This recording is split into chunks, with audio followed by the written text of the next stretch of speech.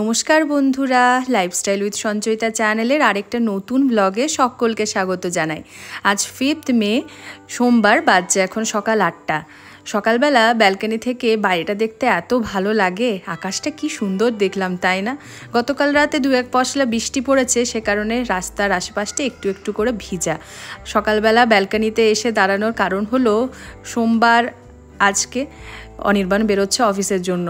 শনিবার রবিবার ভালোই কেটে গেল দুটো দিন, সকাল সকাল উঠতেও হয়নি। আর আজকে থেকে যথারীতি আবার অফিস শুরু, যে যার ডিউটিতে তো যেতেই হবে, সে কারণেই ছাদে এসে দাঁড়ালাম একটু।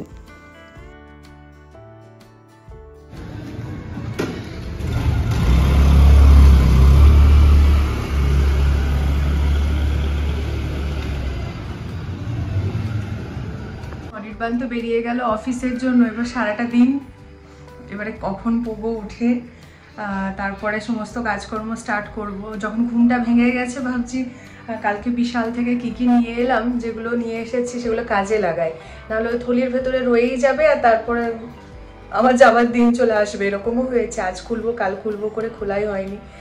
তো কতগুলো জিনিস আনা হয়েছে, আর ফ্রিজের উপরটাও বেশ মেসি হয়ে আছে, ওখানেরও একটা ফ্রিজ কভার আনা হয়েছে। তো চলো বার করে নিই, সেগুলো যথাযথ স্থানে রাখি, যেগুলো কেনা হয়েছে সেগুলো কাজে লাগায় আর কি। একটা জগের সেট নেওয়া হয়েছে। অ্যাকচুয়ালি আমার যে জগটা এতদিন কিচেনে রান্নাঘরে রাখা ছিল, আমার আসার মধ্যে বেশ কতগুলো বাড়িতে চেঞ্জেস আমি হয়তো আপনাদেরকে বলিনি। একটা হলো এই সোফাটা, যেটা আসার কিছুদিন আগে ডেলিভারি দেওয়ার ছিল, মানে আমি যখন লাস্ট টাইম রিটার্ন করলাম তার আগে, কিন্তু আমি দেখতে পাইনি। জাস্ট আমি বেরিয়েছি সেদিন এয়ারপোর্টের জন্য, আর সেদিনই এসছে, এরকম একটা ব্যাপার। বাড়িতে যে সমস্ত গাছগুলো ছিল সব কটা মরে গেছে, কিচ্ছু নেই, এমনকি তুলসী গাছটাও। আর সাথে রান্নাঘরে আমার একটা রাখা ছিল কাঁচের জগ, যেটা মানে জল ওটা দিয়ে ইউজ করার জন্য রান্নার কাজে, তো সেটি গেছে ভেঙে। তো সেই কারণে একটা দরকার ছিল। তো অনেক অনলাইনে সার্চ করছিলাম, ঠিক মানে দামটা বেশি লাগছিল কম লাগছিল এই সমস্ত কিছু হচ্ছিল। তো হাতের কাছে যখন বিশালে গেলাম আর দেখতে পেলাম এই জিনিসটা, না ভালোই আছে, 199 আর কি পাওয়া যায়, এটা খুব ভালোই পেলাম। গ্লাসও ভেঙেছে দেখলাম, তো মোটামুটি ইউজ করার মতো গ্লাসও আছে, আর তার সঙ্গে জগটাও পাওয়া গেছে। তো জগটা ইউজ করবো, বার করে রেখে নিই, নাহলে এই বক্সের মধ্যেই রয়ে যাবে। গ্লাসগুলো আপাতত ইউজ করার দরকার নেই, কারণ গ্লাস আছে অলরেডি।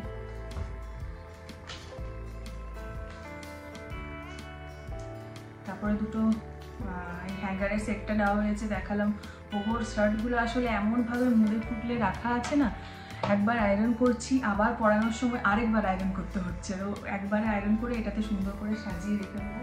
আর একটা প্লেট আরও নেওয়া হয়েছে। অ্যাকচুয়ালি এই প্লেটটা আমার অলরেডি দুটো আছে, আর আমি ভুলে গিয়েছি আমরা 3 জন আছি, তো সেই কারণে আরেকটা নেওয়া হয়েছে। ভীষণ সুন্দর এই প্লেটটা, বিশালেই পাওয়া যাচ্ছে। এটা মোটামুটি দাম রয়েছে 45 রুপিস, বেশ ভালো আর কি, সুন্দর।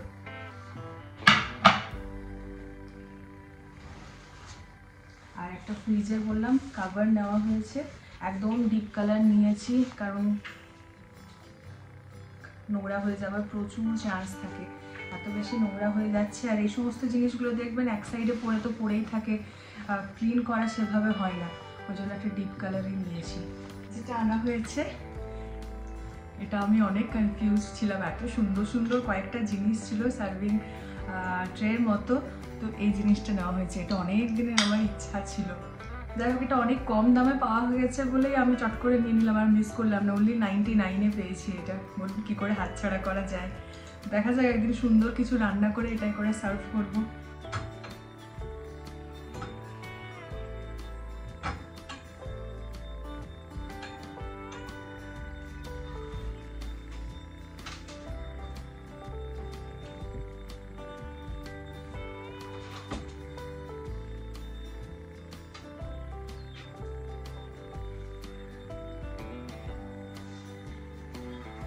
কি মিষ্টি লাগছে না?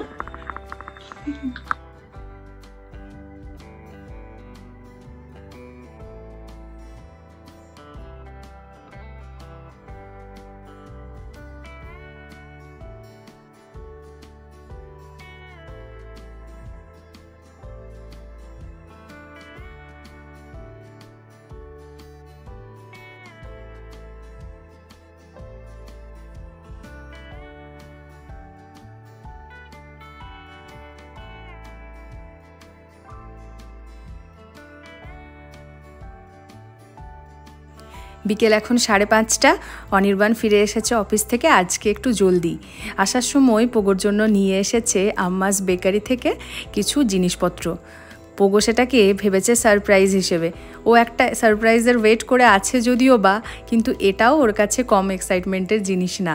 ওর পছন্দের জিনিসগুলো এর ভেতর থেকে দেখে নিচ্ছে কি কি বাবা এনেছে সাথে করে। ডোনাট আনা হয়েছে আর তার সঙ্গে তো আনা হয়েছে ওর পছন্দের বার্গার।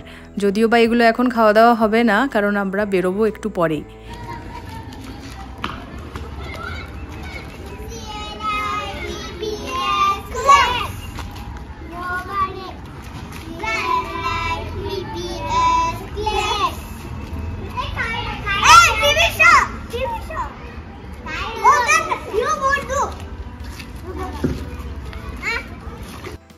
ইতিমধ্যেই পোগোর আশেপাশের কলোনির আমাদের বাচ্চাগুলোর সঙ্গে ভালোই বন্ধুত্ব জমেছে। বিকালবেলাটা কি ভালো লাগে একসঙ্গে এতজন মিলে খেলতে গোটা জায়গা জুড়ে। ছোটবেলায় আমরাও এরকম গোটা পাড়াময় দাপিয়ে বেরিয়েছি। এখন পোগোদের সময়। পোগোর জন্য একটা সারপ্রাইজ এসছে।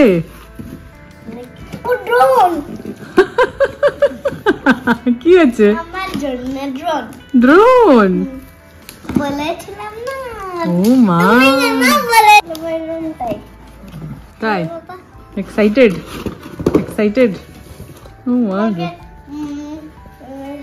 তুমি কি করে বুঝলে আমি এক্সাইটেড? তুমি যা ড্রোন ড্রোন করে জব করছিলে। চলো খোলা যাক। তো ভেতরে রয়েছে দুটো জিনিস, একটা হলো ড্রোন আর তার রয়েছে রিমোট। এটা একটা টয় ড্রোন আর এটার ওজন 200 গ্রামের নিচেই রয়েছে। আর এই টয় ড্রোনটার মধ্যে একটা ব্যাটারি রয়েছে, সেটা চার্জেবল ব্যাটারি। চার্জের যে কেবল সেটাও এটার সঙ্গে প্রোভাইড করা হয়েছে। আর যে রিমোটটা রয়েছে, রিমোটের সঙ্গে যে ব্যাটারি লাগবে সেটা হলো AA সাইজের 3খানা ব্যাটারি। তো সেটা প্রোভাইড করা হয়নি, সেটা আলাদা করে আমরা লাগালাম। আর এটার সাথে একটা ছোট্ট ক্যামেরা ড্রোনে অ্যাকচুয়ালভাবে অ্যাটাচ করাই রয়েছে, কিন্তু সেটা ভীষণই নিম্নমানের, খুব একটা কাজের নয়। ওই পোগোর খেলার জন্যই ঠিক আছে।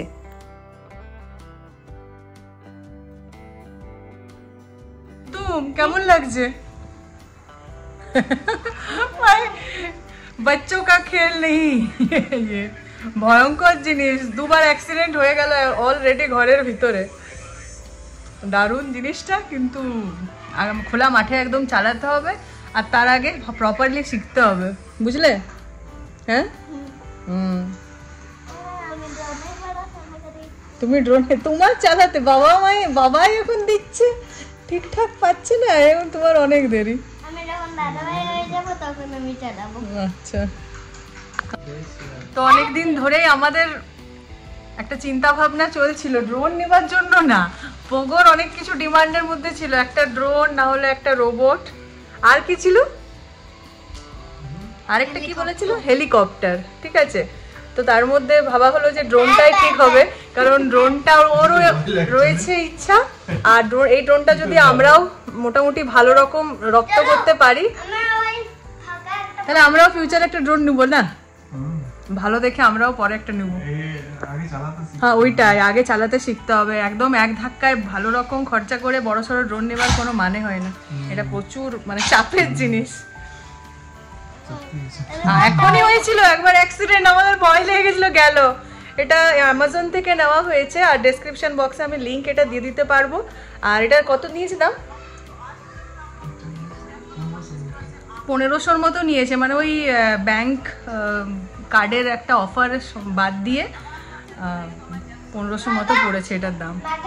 তো তাতেই ভয় লাগছে, আমার হাতে একবার ধাক্কা খেলো। এবার ধাক্কা খেয়ে আমার যেটা হয়েছে সেটা হলো, দেখাচ্ছি, দাঁড়াও। ধাক্কা খেয়ে এই গাছ, মরা গাছ থেকে পাতা এরকম ভাবে ছুঁড়ে চলে এসেছে এখানে, যে পরে ধাক্কা মেরেছিল। এই হলো অবস্থা। সন্ধ্যা এখন প্রায় 7:30। অনির্বাণ বলল যখন আজকে জলদি বাড়ি ফেরাই হয়েছে তখন সেটাকে কাজে লাগানো যাক। চলো আমরা চটপট বেরিয়ে বাসনপত্রগুলো এক্সচেঞ্জ করে আসি। আজকে না হলে আবার সে কবে দেরি হয়ে যাবে তার নাই ঠিক। আর যত জলদি ওই বিষাক্ত জিনিসগুলো বাড়ি থেকে মুক্ত করা যায় ততটাই ভালো। তো বেরিয়ে পড়েছি আমরা। চলো, সাথে ঝোলা ভর্তি করে জিনিসপত্রগুলো নিয়েও বেরিয়েছি, যেগুলো আমরা এক্সচেঞ্জ করব বলে ঠিক করে রেখেছি।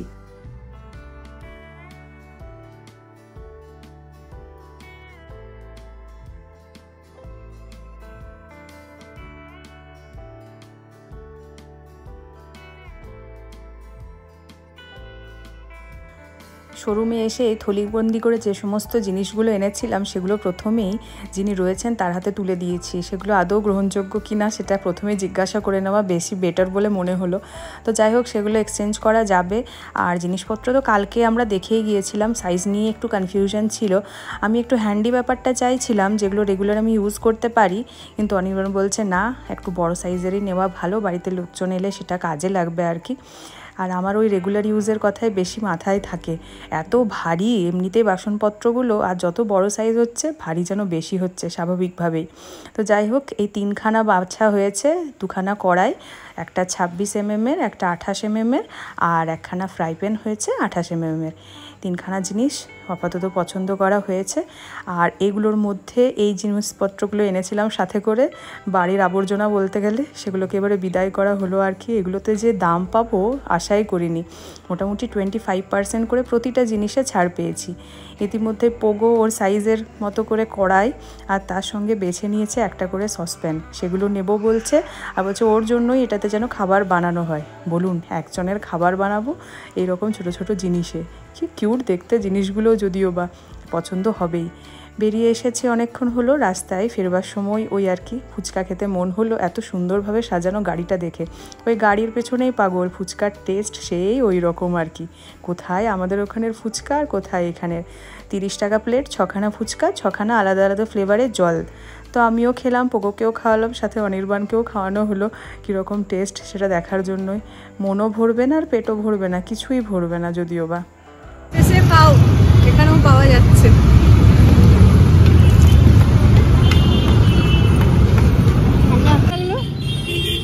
চোখটা করে দাও, চোখটা। বাবারে বাবারে। ফেরার পথে বাড়ির পাশের নার্সারিটা থেকে একটা তুলসী গাছ বেছে নিয়ে নিলাম।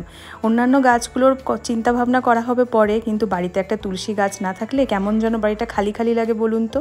তো এই হলো নার্সারিটা, খুব সুন্দর সুন্দর গাছ রয়েছে। সাবধানে সাবধানে সাবধানে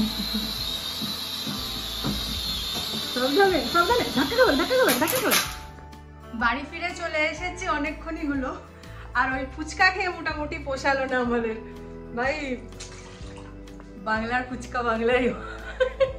যাই হোক, রাখা ছিল খাবার এনে পরে, ওই জন্য স্বস্তি। এত জোরে খিদা পেয়েছে আমাদের সবারই, সেগুলোই এখন করা হচ্ছে গরম, আর তার সঙ্গে চা। আর রাতের খাবারটা, রাতের খাবারের তরকারিটা আমার দুপুর থেকে বানানো ছিল, জাস্ট রুটিগুলো করে নিলেই হবে। বাইরে বেরোলে এই একটা সমস্যা, যদি না আগে থেকে খাবার দাবার করে বেরোনো হয়েছে তো, নাহলে ফিরতে এতটাই লেট হয়ে যায়, তারপরে আর কিছু বানাতে ইচ্ছা করে না।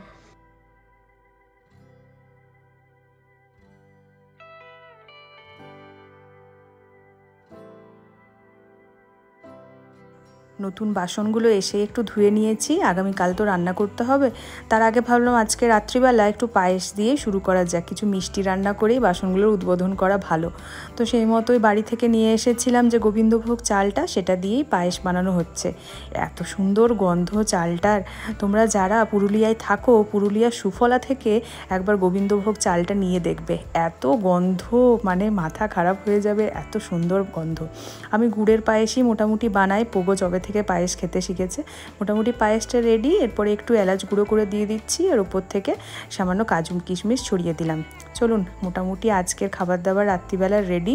এবারে খাবার ওদেরকে দিয়ে দিই, আর ব্লগটাও এখানে শেষ করছি। ভালো লেগে থাকলে একটা লাইক করে দেবেন, চ্যানেলে যারা নতুন দেখছেন প্লিজ সাবস্ক্রাইব করে নেবেন। দেখা হবে আগামী দিনে আবার কিছু এক্সাইটিং ব্লগ নিয়ে। থ্যাঙ্কস ফর ওয়াচিং বন্ধুরা। মানে কার যে খেলনাটা হলো সেটাই ভাবা হচ্ছে। যার খেলনা সে তো এখানে ভয়ে একদিকে লুকিয়ে যাচ্ছে, আর এখানে একজন রাত এখন 12:30 বাজছে, এই চলছে।